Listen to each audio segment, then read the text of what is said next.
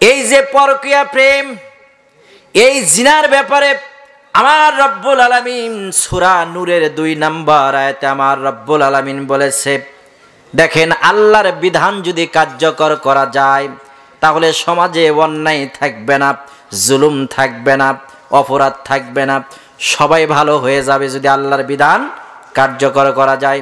আল্লাহর বিধান দিয়ে যদি রাষ্ট্র পরিচালনা হতো কি হতো দেখেন, আয-যানিয়াতু ওয়াজ-যানি ফাজলিদু কুল্লা ওয়াহিদিম মিনহুমা মিআতা জালদা। যদি কেউ জিনা করে তাহলে তাকে 1 নয় 2 নয় 100টা দৌড়া মারতে হবে। বিধানটা কার? 100টা দৌড়া মারতে হবে। আর যদি বিবাহিত হয়, যদি প্রুভড হয়, তাহলে তাকে পাথর মেরে রজম করে হত্যা করতে হবে।